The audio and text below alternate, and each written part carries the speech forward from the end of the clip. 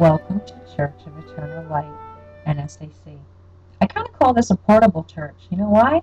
Because we're portable, and you never know where we're going to show up, or if it's going to be the same place.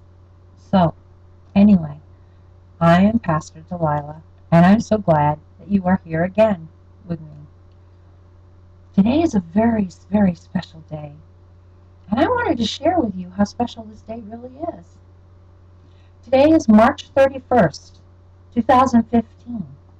But I'd like to share a story, a really beautiful story, about what happened on March 31st, 1848. The story begins with a family, and this family had two little girls.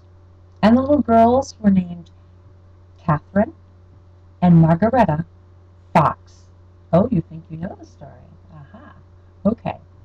Well, the little girls moved into this house with their family, and they started hearing noises.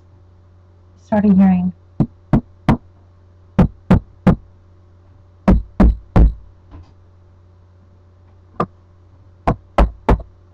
these rapping sounds. Now, rapping sounds can be clicks. They can be a sound like knocking on wood. They can be a snap. But it's a rap is what they call it. It's a rap. Anyway, these rapping sounds, they were heard by these two little girls. They didn't know where they were coming from, but they were interested. So Katie, the youngest of the two sisters, she says, "Mr. Splitfoot, do what I do." And she goes, and sure enough,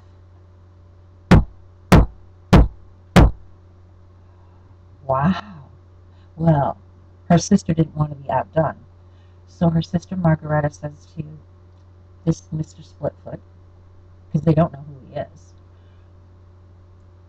"Do what I do." And guess what? All over again. Well, now the girls were excited.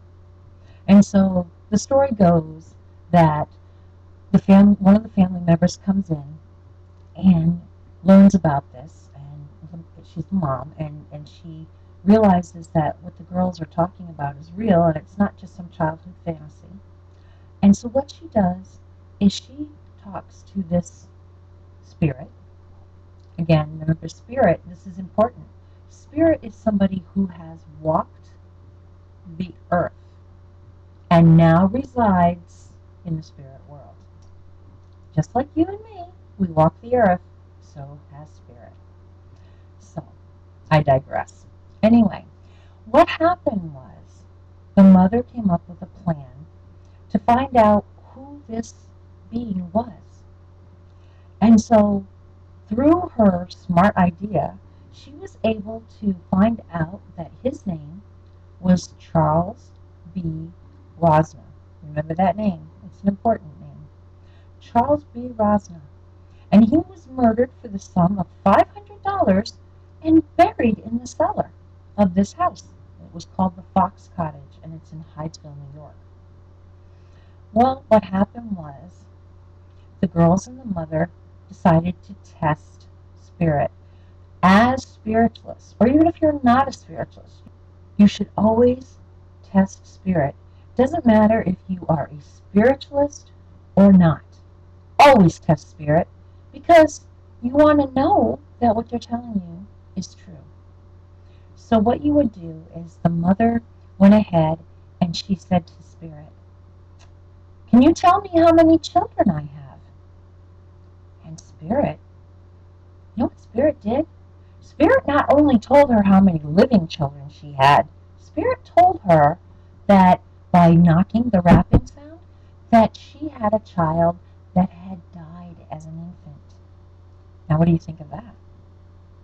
So spirit went on and gave the information that he was 33 years old, that he was a peddler, that he had 5 children, and that he had been murdered by the Bell family, who originally lived in the house, and then they buried him in the cellar, and they took off and left him there. So the Fox sisters continued to talk to the peddler. And they talked to him and they learned things from him, and he learned things from them, I'm pretty sure. But the idea here is that because of what the Fox sisters did, because of the courage of these two little girls, the communication between the spirit world and the human race was established. And now, you and I, we can talk to spirit, either through a medium or through ourselves. But spirit is alive and well.